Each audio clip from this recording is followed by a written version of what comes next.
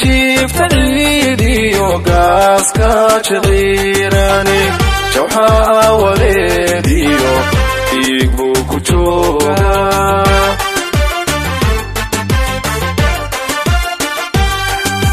macdan jiif taliidiyo gaaska وبه نستعين على أمور الدنيا والدين وصلى الله على سيدنا محمد وعلى آله وصحبه وسلم دمان ومهدسنتهم ولا ليال كسوقيب قال كات كسوقيب كشين حفلة عاوة سيماتين كعاوة وحدارين هاي سد حرمات أو إسسارا متكوه الرئيسة سيدي لقو حيسي تجددي يفلاير كي وحدارين هاي تشي صومالي أي كتشان يسو دناها dal iyo dad Soomaaliyeed kaas waa midka koowaad wuxuu kaloo daaran yahay oo ismaatinkeena caawa oo ku saabsan yahay inaan ka dabaaldegno sanad guuradii 34aad ee asaaskii jabhadda wadaniga xoreynta Ogaadenya oo ay halkan nagala joogaan qaar kamid ah asaasayaashii ururkaas ee jabhadaas mardo insha Allah erayo ku saabsan muxuu ahaa jabhadda iyo mabaadi'deeda iyo xaaladaha hadda jira ayuu nala qaybsan doonaa insha Allah Maxamed Ismaaciil oo ahaa gudoomiye ku-xigeenkii hore ee jabhadda wadaniga xoreynta Ogaadenya Soomaaliya oo marti nooga ah ka yimid xagga iyo magaalada Sydney gobolka New South Wales waxay kaloo daaran tahay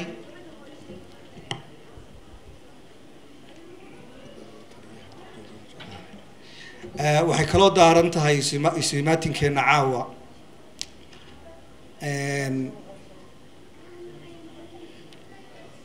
ismaatinkeena caawa wuxuu kaloo daaran yahay insha Allah oo kamid ah in wax la wixii afkaar iyo fikrada idinku haysaan laftirkiina soo deysaan insha Allah waxa kaloo aan caawa insha Allah isaga nimid oo rabnaa inaan ka dabaaldegno iyadana in Ilaahay naga damiyay shaqaqooyinkii iyo dhibkii ka dhacay gobolka Soomaalida hadda Ogaadenya la yiraahdo iyo muxuu ahaa in hadda ay dhisantay dawlad iyo nidaam cusub oo ka cortay iyada laftirkeedu waa ka dabaaldegeedu waa qayb kamid ah ismaatinkan marka aan ku sii dheeraanaynin waxaan rabaa insha Allah inaan marka horeeyo u yeero walaalkeen Sheikh Abbas Said Hashim Said Nur inuu kelimada Quraan ah oo furitaan ah inooga akhriyo halkan soo dhaw Abbas insha Allah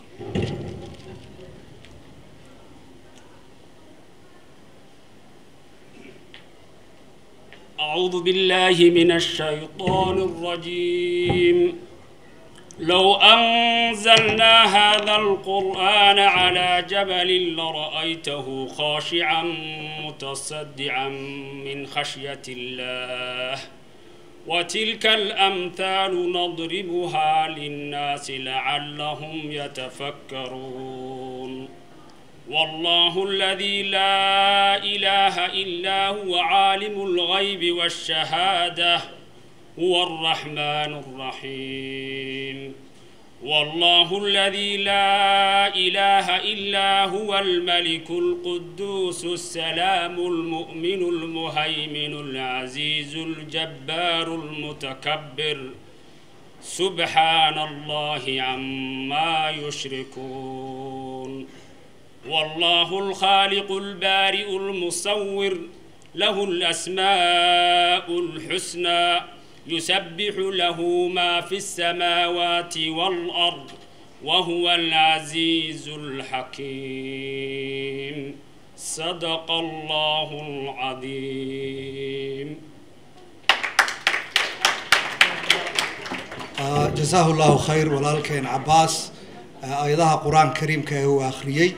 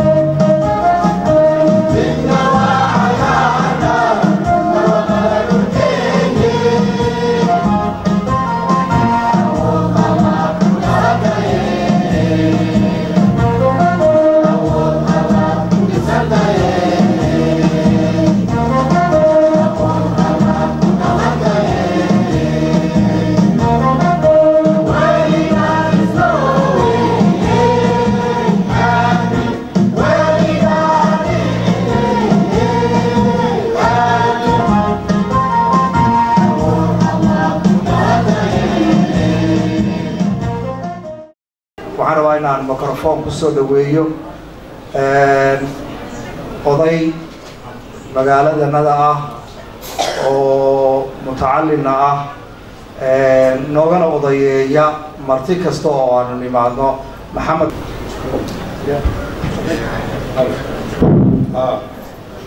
بسم الله الرحمن الرحيم الحمد لله رب العالمين والصلاة والسلام على أشرف المرسلين سيدنا محمد وعلى آله وصحبه وسلم بعد السلام أنو وحير بانو كعي أما سيدنا بيقصوا آدم بحاول إن أن قضياش أنو متريا يحاولك انتبه aan martideena iyo dadkeena soo dhaweynteeda aan ku qaybo insha Allah ta'ala barnaamijku qaybo badan uu leeyahay aan ku bilaabo waxaan marka hore mahad ballaaran u celinayaa dhammaan intii ajiibtay ee timi ee codsigii oo ana naga codsatay inaynu shirweynahan ugu nimaadno inta halka joogta iyo inta kale maqan ee aan ogahay aan uga qaarba garanayo oo awood kale iyo dhibaatooyin iyo hawlo iyo shaqo iyo ku maqan mahad ballaaran oo ka qayb galay mahad ballaaran baan u celinayaa taasaan ku bilaabayaa anigoo ku hadlaya afka odayaasha iyo dadkii soo qurbada tan inoo soo diyaargareeyay rag iyo dumarba waxaan idin leeyahay soo dhawaada walaalayaal wax fiican baad samayseen waxayna matala ayay noqonaysaa tani aynu walaalaheena ku soo dhaweyn waxaan uga gudbayaa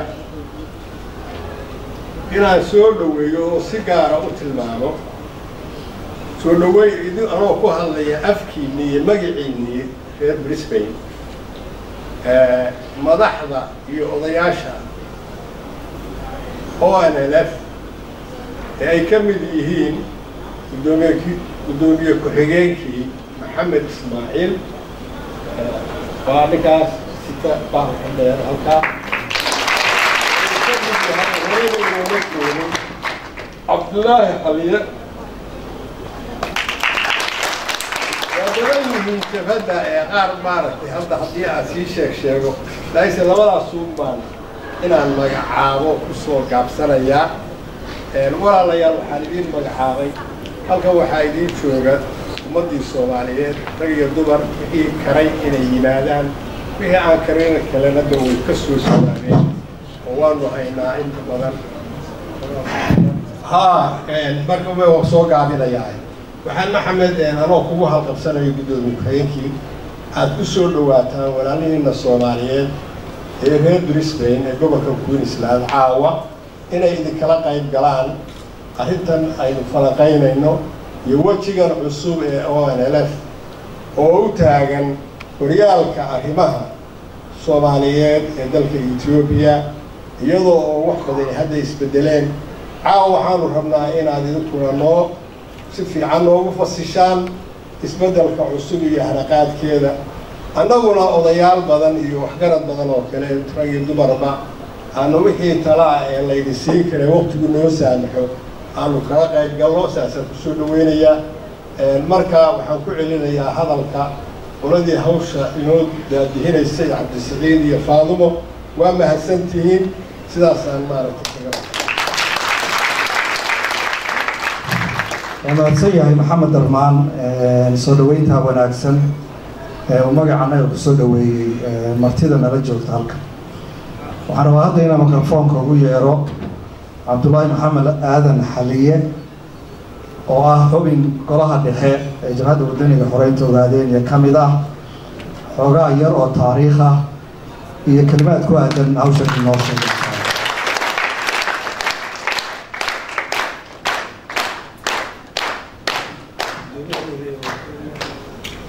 Soomaaliya ha noolaato ha midowdo Soomaaliya ha midowdo ogaadeen iyo la xorowdo shirweynaha sharafta leh xafladan aad u ballaaran ugaasyada iyo salaadiinta professorada aqoon-yahanka marwooyinka mudanayaasha in walba oo maskab ku fadhida iyo dhammaanba Soomaali weynta ka soo qaybta shirkan وعلي السلام يا سلام عليكم ورحمة الله وبركاته. سلام كدبات بانو فرح صلى الله شفتي شركة أنا نسوق بعضنا قبل قابدي سنة مدة سعودي شباب ودري حرين توجدينيا وحيود الله يسوي حاويان وضل صوماليات ويد تاريخ ده صوماليات سفي عم بارو قررنا معنا مالطة يعني واحد يسوي شيء معها هالجنود يعني وقت وحي قاتل مقع صواري قلبين رسول الله الإسرائيل يعني مدة أساسا ويسوي السعودين وقت قد دبر معناها جماعة ودري حرية وقاديري لا أساسي سيدات اليافر تيبيشي سيدات عشان يتوب كذي أساس شيء شديد وكم دي قدومي وحقيقة جماعة ودري حرية وقاديري أنا لا تليها قدوميها جماعة محمد إسماعيل أساسياش كم يدوي نرفع اليوم وقتigaas la asaasay kadib kolkay jabhadii hore macnaha uu naaqus ku dhacay taariikhdeeda marka gudoomiyaha hadii aan la faahfaahin doona go'aanada ay macaawo isugu nimid runtii waan ka mahad celinaynaa macnaha qaban qaabiyaasha muddadaas aan soo waday professorka cabdisiciid iyo macnaha rag badan oo darmaariya ay ka mid yihiin fikirka waxaan soo jeedinaa maadaama dalkii isbedel ka dhacay in taageero Soomaaliyeed loo fidiyo halganka oo saddex wajire tu dhaqaale in lagu bixiyo tu tala in lagu bixiyo tu xarakaad macnaha wadankii lagaga qayb galayo macnaha shirarkiisa lagaga qayb galayo sidaas aan macnaha u diyaarinaynay runtii waxaan ka soo bilownay kolkii hore maantay guddiyo kooban ka bacdi qayr badan Allah siiyay Ahmed Yuube yaa gurigiisa macnaha dad sodobeeyaa misaafartabeeyaa ayaa lagu marti qaaday halkaas uu ka soo bilowday shirku markaas ay noqotay aad baan uga mahad celinaynaa markay inaad kuna soo ajibteen Soomaalida marka waxaan leenahay Soomaalidu jabhadda wadaniga xorooyinta ogaadeen anigu waxaan ahay 96 saddexdii nin ee laga dhiibay Hargeysa baan ahay koow inta ruux kale la dhiibay annaga lagu bilaabo وقتها معناها اللي ما كتجري كل كي وضع كقصدين وحجا ما تكيل الباكان اسمي قرن كي صومالي رواب بربوري معناها نذكر قبل كان دقيقة صومالي والاسمية هكا كده عيوان ليش كل نبي تجري مركز يعني كان سبدا سويه اللي تبغى حيكون بلا من واحد إلى هذا الدجال يجوا وحي لو إيش يوها صدق سرقوميات دي كو كان وإذا إثيوبيا نبدا برلمان كانوا انتو فريستا صدق بارو ديك لبا عطوا يسكر راعو إلى أفتيدا لقى قاضي أفتيدا لقى قاضي به لما سنة كل كي دماتي تستور كريم ولا ليس لبر كينا مين والموج هذا الجود الدجال بيكون قاضي مر الوردير هو اللي يدلو قدومي جبهة هوري شقيقين ومر هي يعني الدجال وين بكر داعي تدل لا بقولي صوت تروح عباش أقول الطي دجال وينه أفضل إيه لا بعتزع سعودي بوها يجي خسارة بدر ويعني اللي هو شيء بكر داعي أضو هالك عسكر بلود مركا وقتها مركا واحد يروح أول اللي فوق السوشيال يجري واحد يكون خاصة معنا دور كلا جري نقط أنا أقول لك برنامج الدجمة اللي جحمين قبل كده حضور بانها جوالس كروالها كبعد ده خصبيه واحد نقطتين ده عاد تقول اللي نورس أقرب اللي ما بيشوف فكرين ساسين نقطتين مركا دجالة دي سعودي أظهر هوني وحيل لو يبقى بسوق قاري hargeysaan markaa nimid anagoo saddexda nin markaa cigaal baa ka ahaa madaxweynaha Soomaaliland cigaal boqorka ahaa saddexdanadii nin halkaasaa lagu qabtay marka 2 bilood iyo 20 habeen baan hargeysa ku xidhnay markaa si eheleh iyo qaraabo iyo wax badan baa macnaha yaa maartay leeydi wadadkaas dee idinka wax dhiba idin ma wadaan waana niman hadda iska shacbiga ah maartay yaa loo dhiibin Ethiopia waqtiga dagaal sokeeyaa macnaha Soomaaliland ka socday oo aad u adag kolkii loo gaaday markay inay sii deynayeen soo buuqay jabadu waxay ka hadashay ilaahada caalamka human rights kana waxa la yiraahdo wixii dhacay gobolka ka dhacay inuu gudbiso qoraala nimanka ayaa loo dhiibin baa la yiraahdo cunaysa lagu saaray cigaal inuu la dhiibin waqtigaas macnaha waxa la noqday rag waaweyn oo nasiib ay yahay Tigray marka hub iyo rasaas iyo lacag iyo marka la siiyay adoo 2 bilood iyo 20 habeen ka bacdi waxa laga gudbiyay wajaale Ethiopia loo dhiibay marka waxaa noqday dadka ogaadeen iyo saddexdii nin ee ugu horeysay aniga koow ka marka habeenkii jijiga laga sii gudbiyay waxaa la geeyay heer salaad hore ninka noo sugu doonta wala la yiraahdo heer kolka joogo Tigray oo gobolada isku dhaqaanay ay loo geeyay marka wuxuu yiri Soomaaliya anaga gacanta ku hayna idinkana waa ka wala idin keenay idinkana oo kolkaas doon la yiraahdo gaalka ayaa lagu diray meel loo baxaysaa buuy maxaa tareysaan marka هذا الدجال هو وضع لا بقول أنا ورد يا مال يا نور ما قدر يكسرناه هو وضع الدجال برجازي حاليا ما دجال كمان شهر العلويات بودي بجري اللي بشيله توا كرماي هذا الحال كبير دي واحد يديك كجور تسمى كجور دي نوع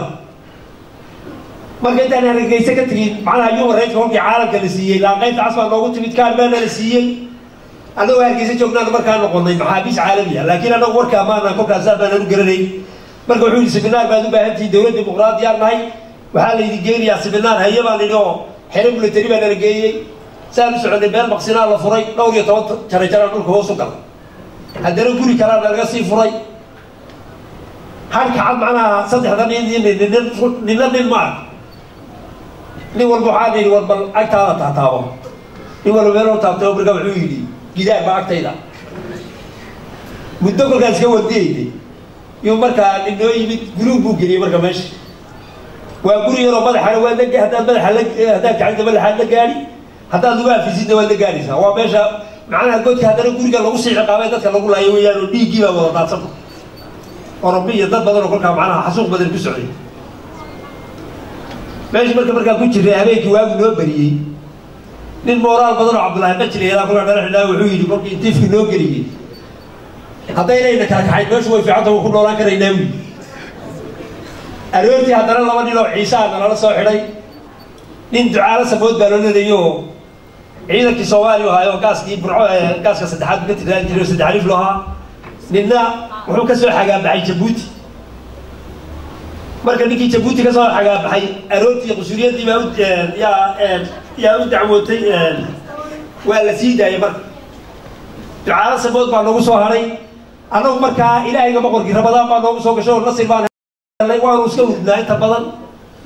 تعال سبود تصبح وين بوطاي وكل وكود دي كل فار كل جاية مروا البول صوت تعالوا وين ما صوت يسنا مر والدعاء معه كل عبارة كل معه كل عبارة والتصفي امتحان كمو قال هذا الإسلام يقول الله وحول البول ما تي إلهي وحكي بعسين والله يتحابا امتحان كان يوات كيس وحول بدل اللي نبر يوال لين الله يسوى صور نبيتي ولا بيت عايم أقول ولا زعيني يوم نبيين يا هاي لهم النبيين لا يجي هذا هو الناس وبعد لاقيت عسير مركا نود عواني سي قلت وانا روي تيرنا بقى نلقي تيرنا مركا دقال كإيرترية إثيوبيا وقت عمورا نعد تكلموا قانون يقول كأوه قاسنين أما يراتب ما يرتجي لما يعنوا دي تلك على ركتك عند كل جاي كقلبات فرمال بدل كل حين دو كبير سبها مع كمان تقول كنا لقيني مع البستولة ده يلسوا قليل مركا كنا مركا واحد شو إننا ربوه كي ولا جاء هيستعمل حكمات ده نيجي مركا وحوي ده الديمقراطية قال لبودي حير كان لقول للسي كل اللبا أنا وكيل البان هي بتدير له واسمامه تيجي أنا واكيل maxkamadda jigjigiya annagu isku darajaan u nahay nimankani hadday ogaadeen iyo waddankaa wax ku biyeen sababta loo soo dhaafiyey maxay tahay ninkii way geli weyey dacwadda calaa ay xal 7 bilood kolkay dhawadeen wuxuu yidhi ku celiya jigjiga go-aan buu geeyey jigjiga ku celiyey halkii jigjigana laga celi lahaa haddana godkii baa lagu celiy 8 bilood adoo hal sanaan halkii ku qaadanay kabacdi sabana la geeyey dirnaba adoo calaa ay xal lagu soo celiyey 15 sano aniga lagu xukumay labadii nin kalena waa la sii daayay 15 sano 10 sano iyo 40 habeen baan xidhnaa oo macnaha xeerka jeelka wuxuu yahay sanadiiba 4 bilood baa kaa go'aysa haddaadan jeelka wax kaloo xumaan haddaadan ku samayn marka hawshaa saasaan kusoo dhamaysanay kabacdi arladii baa ka soo baxay haddana dirnaba hal sana ka baxin la yidhi waqtigii xamar maxkamadiya dagaalada badan ka socday baa eedoo wixii tigree joogay eriyada oo dhan xamar baa lagu shubay soo dhannaaba dirnaba adoo hal sana ka bixin la yidhi oo jeelka dirnaba kolka la joogo magaaladu xogaa uu ka baxsan yahay oo markaa qiblada iyo waxwaad garan laakiin kolka magaalada soo galay qibladii waa garan waay dhinacay ahayd in la yidhahdo waata qibladu mooyaane waa garan waay kabacdi aduu waan ka baxay waxaan u baxay dhinaca Eritrea haddana Kenya ku dambeeyay Nairobi baa tegey haddana 2014 baa haddana nin kale oo halgamo xabsi weynalayda duhur baa laga aftuubay Nairobi siyeelo meel la yidhaahdaa laga soo ridaa haddana habeennimadii habeen dambe marka waxaan ii sheegayaa yani dadka Soomaaliyeed macnaha waxaasoo ay yidhaahdaan waxa loo gelayaa waxaa weeyaan qadiyad Soomaaliyeed oo gumaysi gacantiisa ku jirta weeye wixii waqtigaa ka dambeeyay macnaha markaa diibitaan badan oo gobolka waqooyi galbeed u badnaa oo meel walba Soomaalida ah oo Puntland lahaa oo wax walba lahaa yaa macnaha laga soo urgufay wixii magacaa sheeganaya waa orolaf baa loodhan hadduu safar yahay waa orolaf baa loodhan hadduu beer ruux uga shaqaynayo waa orolaf baa loodhan haddii gabadha jaariyadda ay tiraahdo lacagtayd maanta isii waa orolaf baa loodhan waa la geeyay aduu waa ula daadguraynay abwaankii weynaa sugubo Jabuuti lala joogaa ku nidhaadeen waa kaloo dadkii oo dhan uu ina dhiibayahay maxaa tala sugublo waa nin aad loo sabir badan calool adagna kolkaasuu yidhahdeen horta waxaan gadmay wixii gadmay unbaa ka fiican kol haddii ogaadeen iyo mooyaane wax gadmina waay halayna kadayska daamiyaada marka hawshaa dheer macnaha khasbiya waxay noqotay wariha maaragtay loo adkaysto halgankaa macnaha ilaa asaaskiisiyo maanta saasuu ku socday macnaha ummadi kolkii ay halgan gasho had iyo jeer waxayna ku talagelin baa halganka ka soo dhex baxa macnaha halganka wuxuu ku talagelayaa dadka dagaalkaa jeeya inuu ku leedo dad badan lagu xasuuqo dad badani dhaxan laakiin يعني حب ومدري كذا شيء أو قلنا سبشيتي أو أنت عليه يا أنت قرب كلون يجوا يو حمارن يو بيتوه درجات كمر لما ماشى لو صادر ما كمان كيس اللي يقول بيسي هذا العدي يجري هذا لقب تيجوا عنك كويس يعني واحد كدعي وواحد تاريخ ودعوية حسوق ماشى كدعي إذا كان سيدي بيبقى كويس بالله يعني معناه طوله وربع صوماليها هدي اللي بدي الجدود هاي موبايل بدحيا شنطي فوحة مرة ورا البحر كمرتبة ورا ضيع بدل ما كان ربح مر اللي على مر على نقاش ما معناها وحين نقول نقطة أو شيء وحيابه ومعناها صومالي دي هابر مرسناته وحدوني هذا عين أنت هذا جوال جده ودون معنا عدو ولا غرفة طبيعية هنتي نصيب ولا أساسا نقطة وليس كابل ما بينه المفهوم لي تاقول كي لاغي markii jabadu waxay go'aansatay inaad sabir laga gudbo yaani meel dib looga bixi karaa ma ayna jirin runtii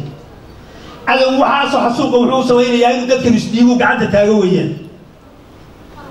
waxa kale oo jira Soomaalida yaani midnimadeeda iyo xuduudeeda hadii la waayo suuragal ma aha inuu maamul meel joogaa Itoobiya waxay ka dalbayto inuu diido waa beewi xaliyo la qabtay Soomaaliland lagu qabtay waxay karaan habeenka u horeeyay la qabtay inay sii daayaan ama inay iba qababa laakiin inta la ogaaday inay hayn karaan waa waxa jiri weey qofkii ku riyoodaa lagu iska hadlay weey bala xuduud Soomaaliyeed oo midaysan haday jirto kalaala jirto waa la diiri karaya laakiin dad gobollo tafaaraan ku dhacay haba ka yaabay hawsha markaa ala ay xal waqtigu waa kooban yahay ikhyaar badan baa ka hadlaysa runtii taakuladii jabaadda looga baahnaa dad badan baa macnaha ku deeqay inaad xubnay jabaadda wadaniga xoreynta odaagaadeenay ka noqotaan oo idaacadda taakulayntaydhaa aad bixisanaydaan nagaga hadhin horta waan jecelahay jabaadda konton baa lagu bixiyaa bishii qof walba oo soomaaliyeed xubin buu ka noqon karaa guddoomiyana wuu ka noqon karaa war horta bal meeshaa nalala eego annagoo ogaadeen matiida ka joog ruuxna kuma lana soomaalida laakiin kolkii la arkay inaanaan bariiskii maxamed siyaafar iyo hubkii iyo rasaastii wadin yuu nin waliba yii bal horta intay dhammaanayaan adigu sug nin walibana wuu garanayaa inuu dalku dal soomaaliyeed yahay waa kaan ilaa afari weligaan la soo joognay weeyaan hadda calaayi xaal nasrigii baa yimid ilaahayga boqorka unbaa rogrogale watilka layaamuna daawulahaa baynanaas wey soomaalidu sanad waxay ahayd muxuu ahaa maqarnigan gumaysigu qiilqiisha galay ay quruumuhu xoroobeen kii qayb idin helahay ka qaylininaba bisad iyo ujeeddadu boqortaa ku jira oo qoysbaha meela jooga macnaha suuragal ma noqonayso soomaali oo bir xadiid oo tii juud iyo wamaajiid lagu gudbayna inama dhex taalo badayna kala celiyaana inama dhex taalo hadday ogaadeen iyo soomaali galbeed hadday hagaagtana waa dhul soomaaliyeed waa la isugu taguul kolkay soomaaliya hagaagsanayna waa la isugu taguul haddii hadda la yidhaha ogaadeen ayaa lagu dhoofi ogaadeen iyo dadku qaadan haddii gobol soomaaliya la yidhaha kaasaa lagu dhoofi soomaaliyada ku qaadan ruuxnana ruux lagama garanayo sooma hal dano un baynu nahay danteedna waa bidun marka waa la iga dambayn doonaa hadalka aad iyo aad idinkoo u mahadsan dhaqaalaha aad ku bixisana aadaan uga mahad celinayno dalkanaynu joogna australiana aynu doorashooyinkiisa iyo waxqabadkiisa ka qaybgelayno innaguna aynu isku xidhnaanayno oo wixii ama aasa ama kolba waddankeennii ka yimaada aynu xayrayno waxaan ku soo gabagabaynayaa inaad halganka naga qayb qaadataan maanta marka yacni waddankii tala u baahan yahay isbeddel ballaadhan baa dhacay jabahaddii ilaa addis ababa ilaa iyo fayrfayr bay maanta joogtaa nasri ballaadhan oo ilaahay iyo boqorkaa lagu xamdiyo ilaahay keenay maamulka ka dhismay ee kilibka iyo jabadiina way wada hadleen wada hadal kale oo guudna waa la sugayaa laakiin jabadu maadaama maartay intaa waxaa lagu jiray ilaa gudaha la galaa muhiim noqotay gudihiina runtii waa lagu xaadiriyay iyo dibadba marka hadda idinka waxaa laydinka doonayaa inaad halgankana taakulaysaan talada waddankana aad ka qayb qaadataan shirar waaweyn baa soo socda barofesoradii baa tihiin aqoon-yahankii baa tihiin inaad dalkan sidii wax looga qaban lahaa inaad yeeshaan matalan etoobiyada had iyo jeer 300 boqol ee ugu ama 150 200 sano ahmaaliya tigreer baa isku hayay maanta laakiin kolkii jabada 3 ama 4 jeer baa Nairobi kula ka dhacay iyaga tigreega la wada hadlay Ethiopia waxay yiraahdeen degmo walba oo Soomaaliya anaga xukuumada saaraydu ku talino u yeela guddigii jabada wada hadal ku jiray waxay yiraahdeen hadaad wada hadalka maanta ka kacdaan ballan waxaan idinku qaaday intaan qoomiyadaha Ethiopia dhex galo inaanu annaguna sidaa Soomaaliya u dhashay inaanu ka dhigno sidii baa Ilaahay hadaa ka yiri yu Ilaahay hadaa u yiri waa tan doorabo 500 sano weligeed waxa ma ila xukuuno Oromo maanta Oromo baa hogaaminaysa annagu marka la dheer wayaan Oromadu la dheer ay deereynaa oo Soomaalidii oo dhan yaalana soo kacdeen marka waxaan idinka codsanaynaa inagoo Soomaaliya oo walaala ah wixii cudurada hore la dhaafo jabada wadani hore joogaadeen shirweyni hadda ugu dambeeyay bisha 7 dhacay waxa la go'aansaday ama halayna dhibaabayaa layna diibi Soomaali wal afil afil guud baa fidnay inuu qofku macnaha wax dhagara oo xun oo shirqoona hadii uu galo aakhirada waxba uga horeeyo adduunkana runtii ma liibaani aniga waxa leeyahay tobanka sano xidna madaxu ma xanuun hal maalina ilaahay bay u ilaaliyo ciyaal oo idhiibay anoo jeerka dil laba jooga isaga iyo mid Allahumma xas macnaha qofku kolku macnaha qofka abu dhibayo abu waxay isagu inta badan wuxuu qabaa inuu isagu faa'iido joogo kala dhibayaan inuu tagay laakiin ilaashbaa ilaahay baa leh hadda wala ku dhiibana de maamulka Allah baa iska horta marka waxaan ka codsanaynaa haddii alla idmo talooyinkuna way sii badanayaan inaad talada ku soo dhawaataan waddankaas maanta isbeddelka ka dhacay madax ka noqotaan تلاقوا يارتان وحيل يلا هذا هذا مثل وحاويا نبى وحيلي حيل سلاسل كل كلا تدري وحيل سلاسل وحيل ولدنا وقادر يتيم صوماليا هدوا بوديني أي مسلم ما ضايل ولا هضر وقال شباب جعفر يقول حين في أبوي هو ذا بيوصفوش العين من جزء على مريم بعد رأينا وراقي سالو ساكا قيمة الحالات ترى وراقوه كده يدين يولي صوماليا هو تجري أي نو ولا هذا على كقاضي عمر العزيز ديارنا لو داديني من جزء بعد رأينا يقول والصومالي سكوا صاروا ينو ولا هذا وقال سيد هذا من شباب يسوي سبب وش العين هو ذا بيوصف والمال يا وش العين مكرينه إيه قال مكر هذا ولا هذا ديار يجري على الله النبي مركا وعلي القصة وينيا إن شاء الله إنه هوشة كم هذا قيد هذا الله آديات بالمهندسين صومالي حبي ذودو صومالي حبي ذودو وقادر يا حرودو يذكر كوليش السلام عليكم ورحمة الله وبركاته ما شاء الله أقول ما سيها هي حالية دمي كحجانكي هوري جبهة ودينك حرين توجدينك صوماليا أهنا لتليها قدوميها جبهة هذا محمد إسماعيل كسر دووش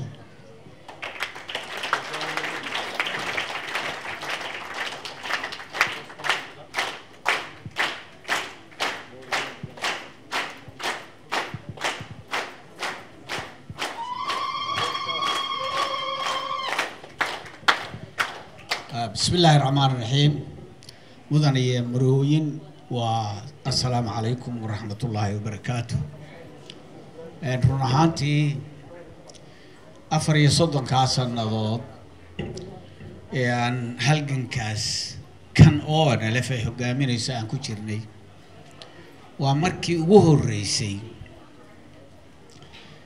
سومالي وين أو تاجر رئيسة كنا فرحسن هلجن كاس أي هو جامين إنسان شبه ودني حرين توجدية أي شركة وكلا أي تميدين كسوق أي قالوا واحد شري إنا نشرر بدن قبلني ونو ولا لها الصومالية كم ارتقادني ومن يلا بي أي كإيمانيين تد ترير أي كإيمانيين لكن شر نوعا وكلا أو أي صومالي وين سوق بنقابسين iyadoo ku soo martiqaadaysa magacana u saaraysa ONLF yani ONLF markii la yiraahdo mudanayaal iyo marwooyin waxay ahayd hadda ka hor duka cambaar laho la iska durkiyo waxaa jiray dad mas'uuliyiin oo Soomaaliyeed inaanu damacnayna la kulano diideen inayna la kulmaan yaa lagu arkin haddana meel kasta dadka Soomaaliyeed ma aha ogaadeeyo kaliyeeta xusuus ogaadeeyo markaan leeyahay ujeedada uu ka raaca waan oran karaa Soomaali galbeed waan laakiin nuxurku waxa weeyaan dalka xabashidu gumaysato ee Soomaalida marka afkanaguna wuu bartay ujeedana waan u qaadanay kulay markaan ogaadeeyo leenahay xagga taariikh meelaha aan u qaadano in badan sharaxnay aanad garanaysiin marka sidaas raali uga haanaysa waa meel kasta hadda laga taageerayaa oo calankaasa wuxuu noqday yani ma aragtay meel walba laga qaadanaya taas waa wax Ilaahay lagu mahadiyo waxa aan bogaadinayaa soo qaban qaabiyaashii iyo ka soo qayb galayaashii shirkan runtii hadda inaan magacdabo mudane xalliye ayaa qumaati matilooyida oday dhaqameedyada iyo aqoonyahanka iyo haweenka iyo wax walba marka taasa ku filan laakiin waa mahadsantihiin markaan inta ka yarbaxo meelaan ka taabanaya khudbadayda anoo tixgelinaya waqtiga ee aad hadda daalantihiin iska ma muuqdaan malay waa daalantihiin wuuna badan yahay barnaamijku marka waxaan isku dayayaa inaan inta nuxurka ah anoo ku waxaad ogtihiin ma idin sheegaa inaan meela ka taabto waxa weeyaan aad iyo aad baan ugu faanaynaa walaalaha iyaga Soomaaliyeed oo maanta halkan u yimid taageerada halganka ka socda ogaadeeya ee cadowga gumaysto waxaanu ku faanaynaa inaanu Soomaali walaala leenahay haddii ay Soomaaliya sida aanu u jecelnahay ama ugu faanayno haddii ay noo taageerayaan maxaa la yidhi mahayahana waan aqaanaa waana in la fahmo un baa jecelahay waxaa la yidhi nin baa wuxuu yidhi nin iyo qof baa wuxuu yidhi yani dadkeena yidhaahda show waxay arkeen dhurwaa gaajaysan oo laf cunaya marka wuxuu yidhi dhurwaaga lafta saa u gelaya oo baruur helay maxaad moodaa 34 sannadood oo Soomaaliya civil war ku jirtay oo ay iyagu isku jeedeen oo ay waliba jabhadii halgankana ku jeedeen cadowguna ay taageerayaan halganka inta soo taagnaa ee calankiisu geeska Afrika u qarqiyay maantana halka gaadhan oo Soomaaliya ayna taageeri lahayd maxaad u malayn lahayd yani waad iska garanaysaa xaqiiqada inay gumaysigu intuu nagu haystay inay ahayd oo dalkeena ku haystay waa dalkeena leeyahay waxa weeyaan inay ahayd oo kaliya taageero la'aanta Soomaaliya sidoo u socdayna waxay ahayd dadaalka shacabka la gumaysto oo jabhada wadaniga xoreynta ogaaday horseedaysay waxaan markaas aan doonaynaa sidii uu mudane xaliya yidhi dalku waa dalkiinii sidee baa dalkanagii oo cadow haysto dalkanagii Soomaaliyeed xorta ahaa ama meel laba dad Soomaaliyeed oo gaajo ugu baqtii lahaa waad ogtihiin meesha caalamka ugu fiqiirsan dadkuna ugu tabaryar yahay oo caruuruhu ugu dhimanayaan inay geyga Soomaaliyeed ay tahay geyga Soomaaliyeed markaan leeyahay waa dhulka Soomaaliyeed maxaa ina baday ma dhulka ma geographical baayo dhulkeena faqiir ah dadka Soomaaliyeed maya dadka Soomaaliyeed waxa weeyaan waa dalka ugu taajirsan adduunka oo taajirnimada waxa laga eegaa dalku beera ma leeyahay haa buu leeyahay oo wabiyaal buu leeyahay xoolo ma leeyahay dalka saasa oo waliba la gumaysto ee aan dadaal badan jirin ayaa xoolo dhoofiya xoolaha uu dhoofiye ee ka taga muxuu ahaa yoonka imisa boqol oo kun baa dhoofinaa oo geel oo ari leh oo lo leh waa dal ri taajira dalka Soomaaliyeed meeshu ku yaala say tahay juqraafiga marka la eego 3,000 oo kiiloomitir oo xeeb uu leeyahay oo badda inta la eg ee caalamku waxyaalaha Soomaaliya loo gumaysanayo waxa kamid ah malayga Soomaaliyeed baa dawladaha guranaya oo dhan baa ka qayb galay inay Soomaali sida ahaato laana malayga Soomaaliyeed la guranaya caalamkii oo dhan ka dhergay ama uu ka soo harharay dalka marka hadaa geographigaagi uu sida yahay ma aha problemkeenu mid gaajo ma aha mushkiladeenu mid aqoon darri ma aha ignorance ma aha Soomaalidu waxa weeyaan dalka axmaaradu gumaysato yaa hadda ugu dambeeyado 30 sannadood ka hor dadka halka deganana aqoon buu lahaa diin buu lahaa oo aqoon buu lahaa luqada badanna way ku hadli jireen axmaarada maanta joogtaayo askarigooda sargaalka ah ee ciidanka dalka joogaayo surwaalka uu qabe ee gaaban surwaal dheer ma bayna awoodi jirin halka bari jableenku ka dilacsana oo laga karkaray waliba la karkarayay macnadii waxa weeyaan inaga ka aqoon badnayn laakiin gumaysigu markuu doonayo inuu ma aragtay ku duleeyo waa inuu aqoonta kala dagaalamo maalka waxa ka horeeya kolka hore aqoontu kala dagaalamaya waxa weeyaan hadda Soomaaliya waqtiga la joogo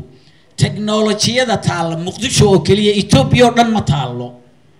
waad la socotaan inay gabadha ariga banaanka la joogtaayo ay leedahay yani waxaan gabadhu dadka kama duwanee yani miyiga qofka joogaayo inuu telefoon haysto oo internet haysto oo lacagta loogu soo dirayo iyadoo halka joogta وهرمر أقونات أقونت وحويان أنت جامعات الصومالية كتالة يعني هذي دونايين أد أطيب في عناننا أقونتينا والله هاي معها مشكلة لأنه متقن معها ودتك إثيوبيا إن الجميستا أما الصومالية ما أنت جميسانية dad baa jira rag iyo haweenba qaawan yihiin waad aragteen kuwa dacayda leh kuwa maaragtay iska qaawan kuwa diinta lahayn yani dadka Ethiopia 100 milyan lagu sheegayo 50 milyan waa dadka noocaasa oo dhaqankoodu hooseeyo 85 qowmiyadood oo mid kale luqad garan af garanaysa aan lahayn that's culture ka dadka dib u dhiga weeye muwaafaqada ka qaada weeyaan laakiin inagu culture keenu wuxuu yahay dadka halka mid abaynu nahay halka luuqale halka diinta islaamka sunniga ka dadka iswada dhalay adduunka waxa la raadiyay meel walba wax dadka Soomaaliyeed ka homogeneous yani ka midaysan wax walba markii la eego adduunka ma jiro waay maxay u qaybsan yihiin midkooda heeskan markii Soomaaliya ay qaadaysay marka kaliya Soomaali midowday waa marka ay qaarkeed xuroobay hadaynu sidan nahay kulli isticmaar baan ku wada jiri lahayn heeskaan hadda qaadayna Soomaaliya tooso isku tiirsada way Soomaaliya way beenisay yani ninkaaga kolba kiina taageera weligiin bay ahayd Soomaha isku tiirsada ahayd ma isku tiirsanahay that's problemka Soomaaliya midka weey problemka aan hadda la ooyeeneen leenahay warna taageera way maanta waxaan gaadnay Oromo oo ka awow la soo gumaysan jiray oo iyadu dadka aad gumaysiga Ethiopia ama Abyssinia ugu dhacay oo luuqadaha oo laga bedelay diintoodii oo magacyadoodii laga bedelay oo iyagoo dhan maadartay dhaqanka Oromada laga bedelay ayaa maanta Soomaaliya kuwa banaanka joogaayo ee xeebaha joogaayo ay ka cabsanayaan muxuu yiri inaan jabay sayidkii baa yiri baa la yiri ma inay ahayd laba nooc baa loo sheegay waxaaba maanta la iiga soo digay iga raali ahayd warneefka baaqan warneef baa la iiga soo digay oo kale macnadii marka uu dadka Soomaalida waxaad garanaysaa inay iyaga oo xor qaarkood ay Oromo oo wali aan xuroobin oo wali la isku haysto muxuu ahaa kursiga Addis Ababa ayaa maadartay looga soo digaya Soomaaliya oo laga kari laayahay waxyaalaha in laga qiiroodo weeyaan runtii Soomaalida dadka Soomaaliyeed idinka maanta caawa halka fadhiyo waan ku faanaynaa we are proud enough inaad halkan aad ONLF iyo shacabka ONLF ay u halgamaysay ee halka jooga inaad u timaadaan waay maxaad idinkuna noogu faani weydeen waa inaan isku faano waa inaynu maad aragtay heeskii aan hadda qaadayna ku midowno intaas waxa weeye waa noocaas waxa jira mudanayaal iyo marwooyin sidii hadda looga soo sheekeynayay halganka Soomaalidu si guud ahaaneed hal meel buu soo wada maray ujeedana uu lahaa ujeedada uu leeyahay waxa la oran jiray halganka Soomaalida ama dhaqdhaqaaqa xorriyadoonka Soomaalida ee يعني maxay tahay ujeedadiisu unification of Somali people shantii Soomaaliyeed in la mideeyay ahay waa gobonnimo doonayay shanta inuu mideeyo natiijadu sameeyayna waxay ahayd waagaas aan sida leenahay gumaystayaalku qodoodu mayna ahayn dad civilized mayna ahayn yani dad mutaxadira oo xuquuqul insaankan hadda la keenay iyo United Nations kan iyo waxaan oo dhan la leeyahay dagaalka hal la joojiyo xuquuqda hal la eego haweenka kor hal loo qaado muxuu ahaa laba ka waxaas oo dhan mayna jirin shuruucdaas waa la isku maysan jiray iyadoo la isku maysto oo wax la isu dhaafaya ayna jirin ayay Soomaaliya gumaysigii iska kicisay waxaana isaga kicisay midnimadeedii weeye mid bay ahaayeen isku toos weeyaan halgankaasu markuu halka ku guuleystay oo laba gobol oo Soomaalida intii lagu guuleystay ay xoroobeen waxa dhacday inay halgamadii qaybihii kale mid walba goonideedii u dagaalanto mararka qaarkood ay maslaxa ku jirtay in magaca gooni loo siiyo magaca ogaadeeyay Djibouti magaca Somali French Somaliland NFD oo kaleeto la yiraahdo sababtoo ah waxa weeyaan dawladii yarayd ee Soomaalida ahayd ee dhalatay ee labada gobol ka koobnayd ee aan ciidan lahayn ehelkeeduna uu gumaysi ku jiro in ay ku badbaado la yiraahdo iyada ma aha waxa wada ee waxa wada dadkii wadanka xaq u lahaa oo la yiraahdo ma aha Soomaali weyn oo expansion ku sameynaysa arinta nooca inay arab sida ujeedadu ay ahayd cadawgu wuxuu isku dayay inuu ka bedelo oo uu yiraahdo ma aha dadkii Ethiopia dadkii aan anagu haysanay Ethiopianka aha ma aha dadkan waa Soomaali ha ahaada asalkooda laakiin waa Ethiopia wayna jecel yihiin dalkooda laakiin Soomaali ba expansion wada dhul balaarsi Soomaali ba wada way u nisbeeyeen wuuna jiray dad Soomaaliduna marka taageerada hoose way jirtay hase ahaatee ma waxa la taageerin baa jira gobonnimo doon kasto dagaalamay cid baa taageeraysa laakiin lama yiraahdo iyada dagaalamaysa inay taas dhacdaba waxa la yiri halgankii Soomaali galbeed halgankii NFD halgankii Djibouti waa taa Djibouti yani macnaheedu waxa weeyaan ninka la gumaysta xaq u leh inuu yiraahdo anigu ma rabo laakiin kii xoroobay ee United Nations ka xubin ka noqday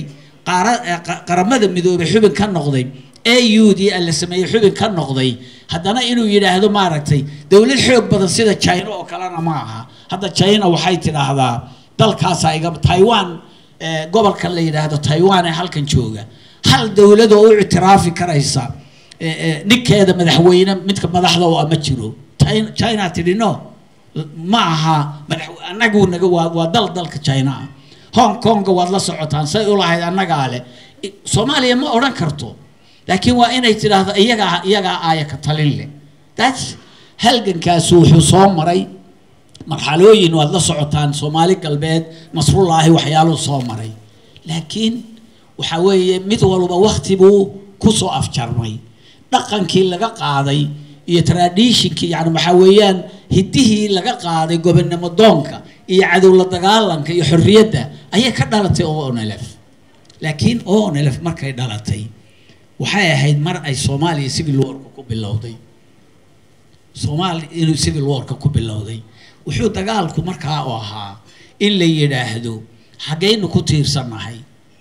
ama buurahaw ama buur ku tiirso ama buurahaw maxay ahayd ama buur ku tiirso Soomaalidii inoo xigtay waa tan sidane ya ee kala dhaqaaqday xageenu joognaa bay ahayd tawakkal ala Allah sabirkii hadda la sheegayay waa inaad tawakkasho midda kale ee ugu muhiimsan mudanayaal iyo marwooyin waxa weeyaan gumaysiga ma waxaad kula dagaalami waan xoog badnahay mise waa la gumaystaa baan kula dagaalamayna mar haddii lagu gumaysto de ma aha inaad haddaan xoog bahadayna haddaan tabar yarahay gumaysigaan ogolaanaya never weligaa gumaysi ha ogolaanin marka gumaysiga haddaad diido iyadaa marxaladii weynaydna ku imanaysa isla markaana islaam baynu nahay oo sida gaaladoo kale ma nihin waxa weeyaan qofku markuu shahiido waxaan leenahay wuu shahiiday ma ooyeyno wax kastoo jeceshahay run ahaantii waxa weeyaan waqti aad loo tabaryar yahay oo Soomaali xaaladeeda aad ogeyd ay ahayd ayuu halgan yay oo ka asaasantay sabirkii aan sabirnay taariikhda waad wada ogtihiin aan soo marnay kuma noqnoqonaya waxyaalihii ku gadaana ama ku hareereysna halganka ma ka hadlayo sidaad la socotiin caalamku maanta mudanayaal iyo marwooyin inteenaas hadda halka caawa fadhida oo Soomaali weyn ka kooban dacayad looma helayo qaaradan baan xoreyn karnaa haddaynu isku tashano dacayadna looma helayo halganka shacabka waxa loo dacayada loo waxaynayo waxa kamida ama maarta cadowga gargaaraya waxa weeye waxa la yiri muxuu ahaa wala wax aan ogahay shay aan ogahay tabaryaridiisa يعني Ethiopia waxay ku sii dagaalamaysaa waxa weeye because waxay ogtahay inay Soomaali naga maqan tahay weliba na soo dhiibayso sidoo mudane xaliya sheegay mar hadday middaa og tahay iyadoo tabar yar oo laga adkaaday oo rafaadsan oo silicsan yay adkaysanaysay marka maanta waxay ogaatay dadkii Soomaaliyeed rajada gelinayay inuu maanta xagga halganka shacabka reer Ogaadeye jiro waxaad ka garanaysaan mudane Cabdikariim Muuse Sheekh Muuse qalbi dhagax say Soomaali ugu kacday waa halka ay ku quusatay Ethiopia waxaad ogtihiin maanta jigjiga calanka wadooyinkeedii baa calankii ONLF lagu buufiyay iyo gidaaradeedii wadankii baa waxa dhex socda calankii ibn Addis Ababa Ethiopia maxay isu dhaqaajin laadahay because iyaduna way tabar yar tahay oo civil war baa ku socda civil war baa Oroma haday gudoomiye ay heshay ma aha inuu Ethiopia civil war ka istaagay Ethiopia civil war baa ku socda qolo maxay ahayd ONLF-na waxay ogolaatay ha isku toosinin dabkii wuu kacay the dragon awakens China waxa lagu oran jiray beri dhexdeera waa ay kacday bay reer galbeedku yiraahdeen bahalka dragonka afka dabka kule badda ka soo baxa maartay iyo dragonkii aad waxyaali wuu kacay yani waxay arkeen Soomaali inay kacday Soomaali haday kacdayna waxaad ogtiin inaan u taaranahay waqtigii xurriyadda meeshii u dambeysay laakiin mudanayaal iyo marweyn soo kacay baa la yiri waxaan jeclaa runtii kaba bogaan waxa weeyaan halgankan waa halgan xaq oo jihaada waxa weeyaan hadaad u ducayso ajr baad ka heli hadaad qalbiga ka jeclaato ajr baad ka heli hadaad dhaqaale aad ka hesho dhaqaale bixiso ajr baad ka heli waxa weeyaan maanta waxay u baahan tahay halganka in aakhari adduunka ba wax lagu tarsado Soomaaliya waxa weeyaan halganku weydin baahan yahay waxa weeyaan halganku waa halgankiini sida Soomaaliya maanta ciidiga xigtaa ma jiro anigu waxaan ahay siyaasi abaan ahay oo hadaan meeshaas aan tago sidii ay Soomaaliya ay ahayd sida qalbi dhagax oo kale khatar baad ku sugan laakiin dadka kale ee reer Ogaadeye shacab weynuhu Soomaaliya intay yimaadeen bay wada degeen cid ka xigtaa ma jirto the same as Ogaadeye haday xorowdo waxa weeyaan dadkii Soomaaliyeed waxa weeyaan inuu bari baddi baa haysan barigiina aan qabsano cadowgeena aan iska celino ayaan doonaynaa mar kale taan idin mahadnaqaya ama idin ku bogaadinaya soo dhaweyntaas guud ahaaneed iyo gargaarkan aad muujinaysaan aad iyo aad baan ma aragtay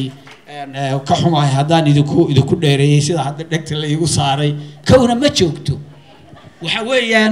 waxa weeyaan sida ay tahay isdhigan mayno calankeeni meel kasta ha wareego laakiin hadaan nidhaahno faal noole faro kama qodno bal ka waran wali wadankii gumaysigu ku jiraa wali wadankeeni gumaysigu ku jiraa walaalihiina sidii bay gumaysi ugu jiraan hadee waxa weeyaan in lagu soo xaaseexan weeyaan waxa weeyaan yaynaan isdhiganin aan isdaba raacino guusha aynu muujino quwadeena iyo xoogeena Ethiopia waan ka adagnaho weligeed shisheeye mar Portugiis baa u soo hiilin jiray mar waxa u soo hiilin jiray Ruushia Warsaw mar boqol u soo hiilisa mooyee Ethiopia 100 milyan lagu sheegayo weligeed yaa lahayd 20 milyan ee Soomaalida kaligeed kuma soo hagaagi karto waa inaan kacno waa inaan habiska bustaha qabow iska saarno isku faano aan madaxa kor u qaadno aan midnimadeena xoojino والسلام عليكم ورحمة الله وبركاته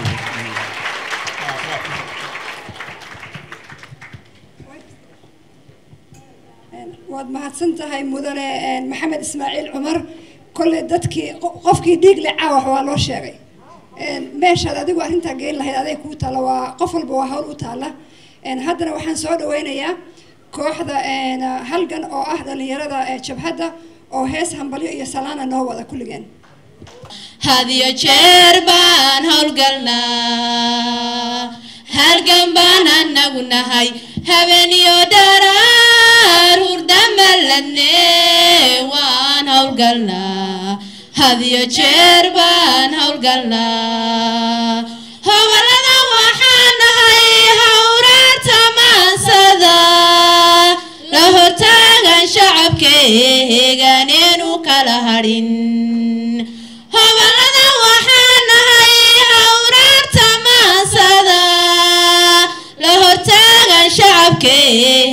aaneenu kala hadhin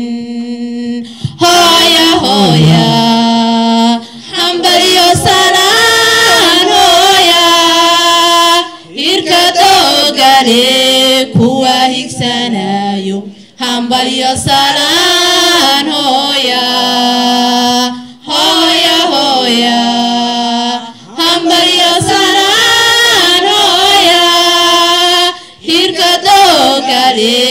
kuwa higsanayo hambalyo salaan hooya halgan baan anagu nahay heelooyinkii heesaa wadanigan ku hanuunina kuwa huray naftoode hubka qatay waa hore halgan baan anagu nahay heelooyinkii heesaa wadanigan ku hanuunina kuwa huray naftoode hubka qatay waa hore hawadaanu marina hagaansha dalkeeniyo kuwa haysta qorigee safka hore ku jira hawadaanu marina hagaansha dalkeeniyo kuwa haysta qorigee safka hore ku jira hooya hooya hambalyo salaan hooya hirka doogale kuwa higsanayo hambalyo salaan hooya hooya hooya hambalyo salaan hooya hirka doogale kuwa higsanayo hambalyo salaan hooya hambalyo salaan hooya hambalyo salaan hooya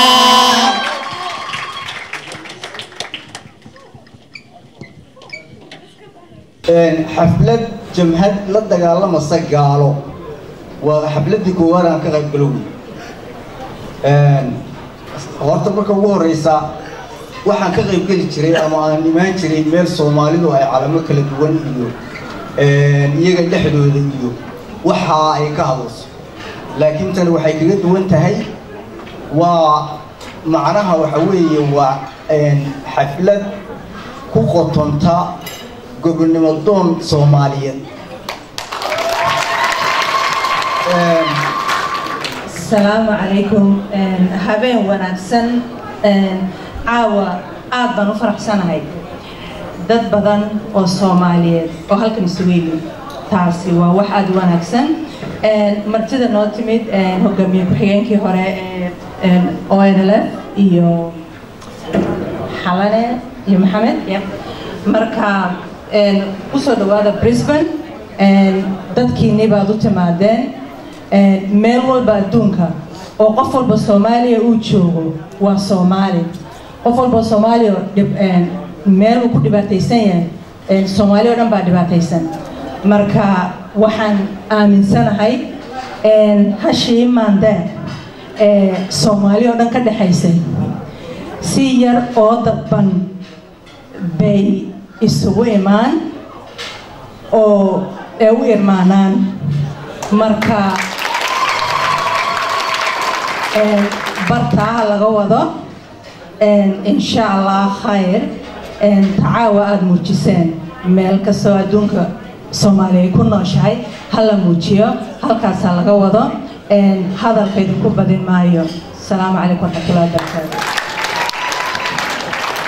بسم الله الرحمن الرحيم السلام عليكم سلام المسلم كيان السلام يا دمان انت ما شيء ماضي كسوق بشيء وحوي شرف يا عسى إليها ويالا انت ماركتي مقن ودن ومقنادنا إلهي منطقنا عسكاسي شرفتا سجارسية صوماليا هنورات صوماليا هاسرع مسلمين تهمدود قوي أيها الله ويالا مسلمين تقوي الله ويالا صوماليا همدود انت كبعد صوماليا وحي دولة جرتا يدد جربايا waxay ahayd Soomaaliya dad jira dawlad jirta magac leh mataqaanaa ciidan leh sharaf leh ayay ahayd dawladaha dariska aan la nahay dhammaan way naga baqi jireen waxa weeyaan qadar Allah ay ku imaaday inay burburta ina mataqaanaa jabhadda la yiraahdo maaragtay ama la yiraahdo ogaadeniya in maaragtay duwaca kasta ay u soo hilowda ina mataqaanaa waraabo kasta u jiita waxa keenay waa burburka Soomaaliya Soomaaliya oo wada jirta ciidankeeda uu jira duwacana musoo hilowdeen libaax musoo weerareen cid maaragtay u soo geli kartay ma jirto aniga horta meeshaan igu horeeyay nin olonaf igu horeeyay ma ana aqoon waligay ma arag meeshaan ka hor waa maqli jiro raadiyaasha waa ka maqli jiro laakiin nin la leeyahay ninkaas waa olonaf ma arag waxaan u malaynayaa aashuunku aadin bay ahaayeen oo waa baqahayeen marka waqtigaana keenay olonaf waa magac Soomaaliyeed dadka qaar baa waxay uga cararaan qabiil warandhaw inteena hadda isu dhamaada qof walba magac buu leeyahay aabihiin magac buu leeyahay walaalkii magac buu leeyahay ina adeerkii magac buu leeyahay haddaad walaalka ka cararto magaciisa magac wiilkaaga waad ka carari ina adeerka magaciisa haddaad ka carartana magac walaalka waad ka carari anigu waxaan dhihi lahaa giddigeen wada magac baynu leenahay inteena laakiin walaalaynu aynu walaalahaas ku midowno cadowgana aynu iska celin waxaa jirtay diinteenna waa la socotaan waqti waxaa jiray salaada aan la aadaami jiray oo la biqi jiray waxaan u malaynayaa markii nabigeenu yiri calayhi salaatu wasalaam ilaahu laba cumar diinta mid ku xooji oo cumar soo islaamay cumar bin khadaab uu yiri waa in la aadaamaa hadda waxaan u malaynayaa waadii cumar ku dhuftay aadaanku banaanka loola baxay hadda waxaan u malaynayaa waqtigii baanu joognaa olonaf aashuunka adinki waa ka baxday meel walba waa joogtaa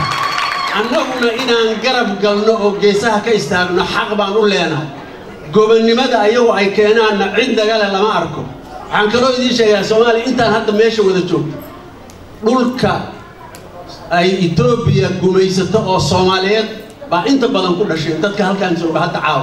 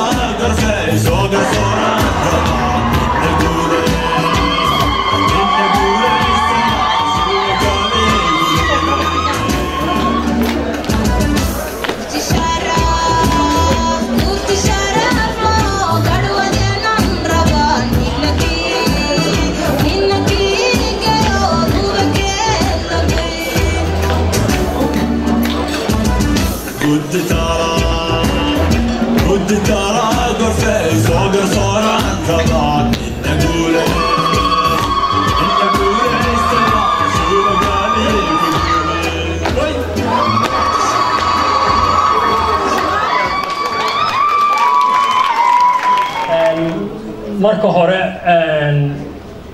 waxaan aad iyo aad mahad ugu celinayaa shakhsiyaadka mudan in mahad gaara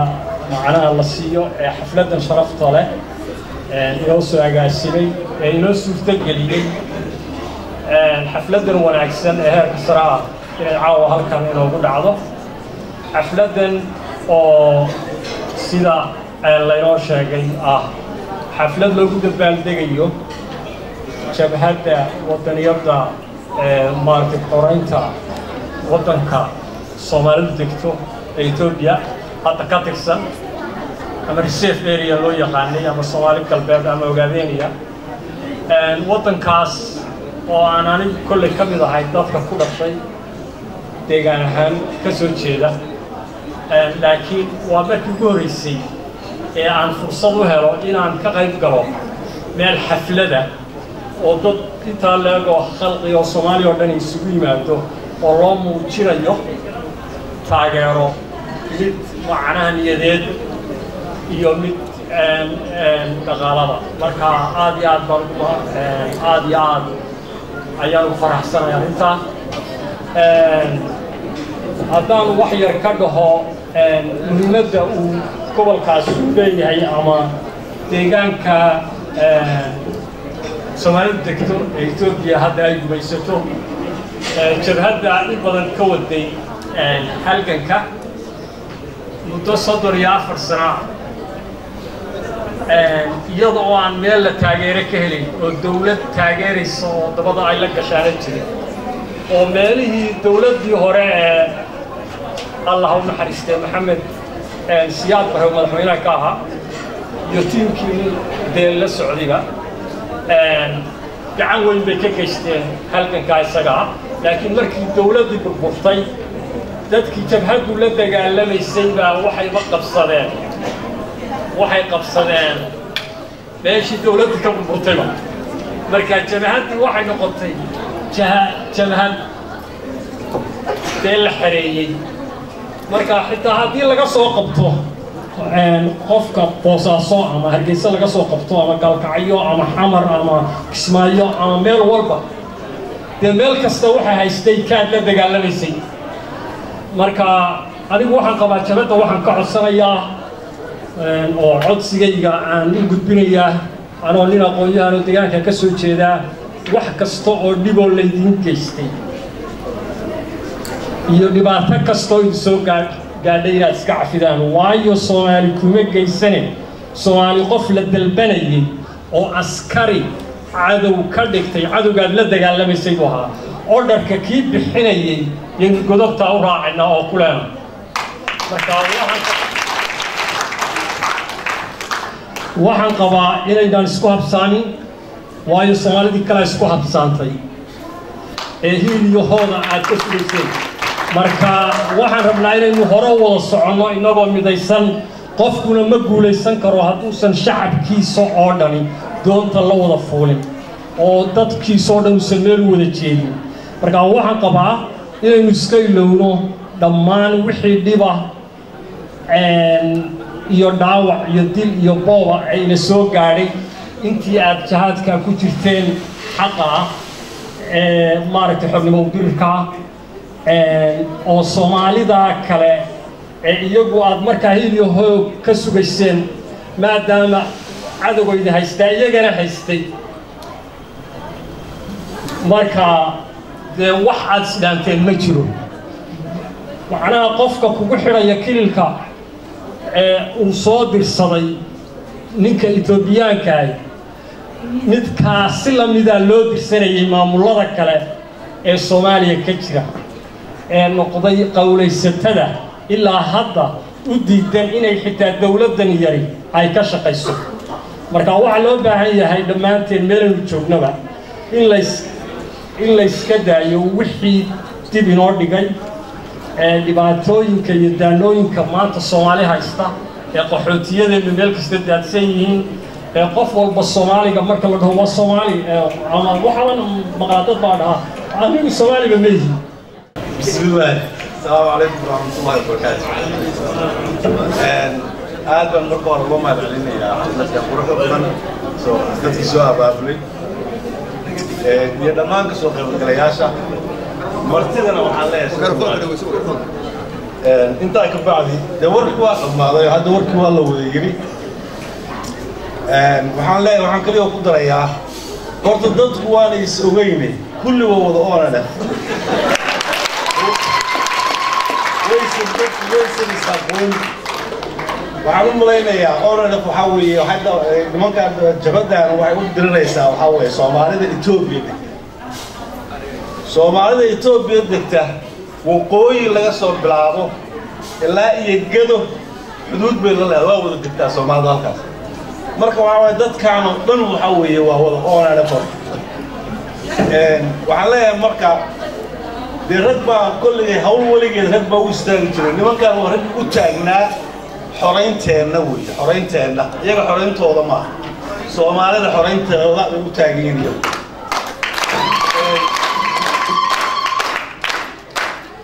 هذا يقول لي ده شو example هذا مثل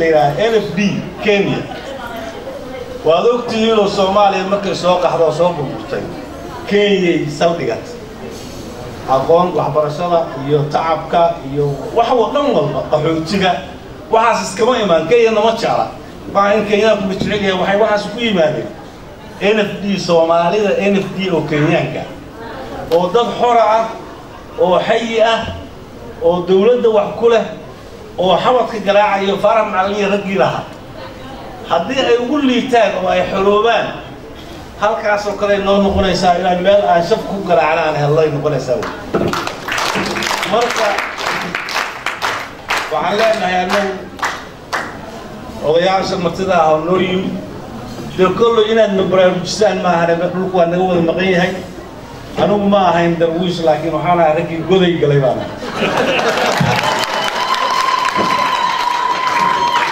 Soomaalidu كان كي محاول على براوي قضي بكون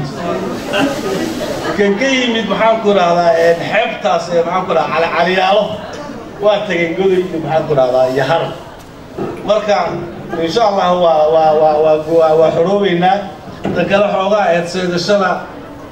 جواب بالبرنامج النجي واب بالبرنامج لكن النجي كلام اللي تيبه صدق كيس الأوضاع كيف أنا ولا قحوة كتير وعلى إني قوي كذيبة مفهوماتي وأنا والله إنه أنا رجع هاي ما أدري إذا وين كناعي هذا البلد أتسوى بس وتعاون مرة إن شاء الله هذا لو استنوا العضو النهدي لا يرهدوا وحنا لنا هاي سيد عبد السيد يركوش شغال هذا عبسيد هذا واقعي أول واحد يجي منك سحولة إنني قرر أصلا ولا نفع هذا لا كي وقت أصلا حفلة حتى إنها ميكروفون هذا التلفزيون صدوا إنه عبسيد الدنيا وعلينا مرة Somalia هنو لا تهبولي ستو فاهم ولا نفهمولي ستو ما Somalia هبولي ستو Somalia وصوماليا تركونا وصوماليا جيبوتي صوماليا وهي معاكم على هرر هو صومالي هرر هو صومالي مركب حاليا صومالي هبوليس مد مركب يالطو جيد سري وحيابه هو سوي اللولا قالوا واحد ترى قفكو وإنه سيء أصعده وحيابه هو سيء اللولا كوس سلابر وحنا يرانو يعني إنه يشوف وجيدو كسر رئيسه تنسى دحال هذا واحد إنترني هل كان كقريب قال كفر دليل بناءً وحقوق وها بركي وحوان كلنا نقول ما لكن وحقوق يواجبات هذا واحد قفك هدوير هذا أنا ما نستودع منها وحن روابس إن مارتي هل كان ربيع طبعاً كلام جافة ده مرتي يا وحيد مرتي كويسة يا ما كويسة أنا لمية طبعاً كي كلام جافة ده ما أنا مرتي هاتي ماد خيرك أما إيه أنا أروح لمية طبعاً كي وحوي هذا أيام الدنيا هذا النقطة أدونكم وإن ميزان يشان وحوي xuquuqda iyo waajibaadka dalka Soomaaliya ee Itoobiya gumaysato waxaanu leenahay intii inaga dhimatay ee ku shahiiday ilaahay samir iyo amar inaga siiyo intii dhibaatadu gaadhayna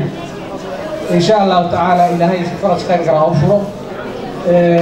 guushii iyo gobonadii aad iyo aad ugu soo dhawaanay waxaad moodaa guushii hadda in aynu intii badnayd inaynu soo kasbanay calankii dalkaygow caraf iyo udgoon iyo midab caynbacayno ruux lagu casuumow kaan ku cilbaxayne aan ciyaarahayno calankii dalkaygow buuraha haweenkii maxaa bahal cunayo halaq igu cadhoodo cabsidii ad ku diido naftaydiyaan celiyo calabkaygiyaan suge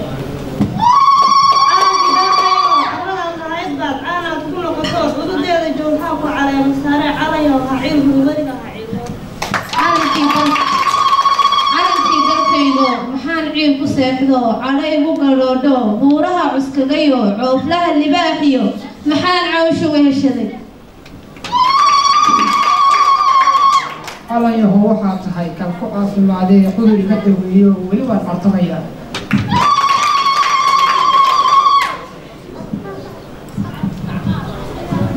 calankii dalkaygo dadkaadiyo colaadbay cayshkii la cunayii hurdadii ka beeno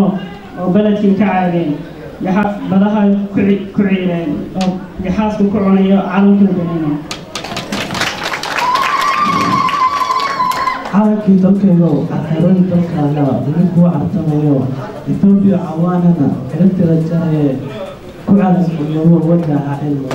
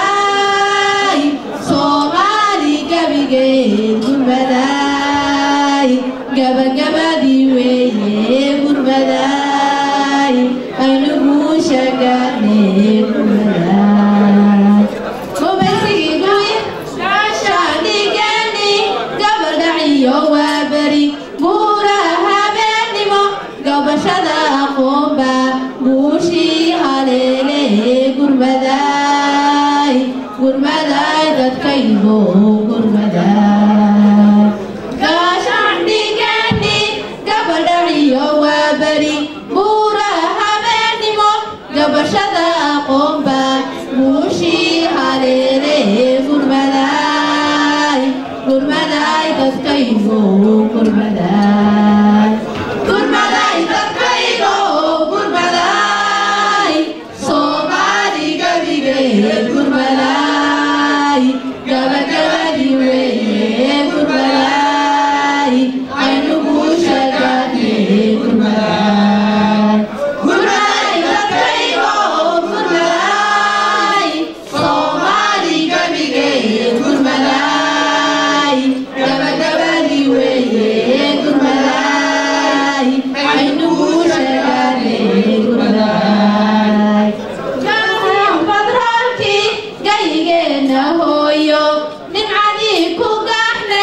wali way gimgimante gurmaday gurmaday dadkaygo gurmaday gaasiyo qodraalkii gayigeena hooyo dhibcadii ku gaxnayd wali way gimgimante gurmaday gurmaday dadkaygo gurmaday gurmaday dadkaygo gurmaday Soomaaliya gurmaday gabagabadi weeye gurmaday aynu ku shaqaane gurmaday gurmaday dadkaygo gurmaday Soomaali gabigeed gurmaday gabagabadi weeye gurmaday aynu ku shaqaane gurmaday gurmadku sumaysiin ku yaar badan gayigeena hooste ku gardaarsanayaan goobkii ka dhalino jawca gacan sarrayse gurmaday gurmaday dadkaygo gurmaday maantii ku yaal badan gayigeena hayste ku gardaarsanayaan goobkii ka dhalino jawca gacan sarrayse gurmaday gurmaday dadkaygo gurmaday gurmaday dadkaygo gurmaday Soomaali gabigeed gurmaday gabagabadi weeye gurmaday aynu ku shaqaane gurmaday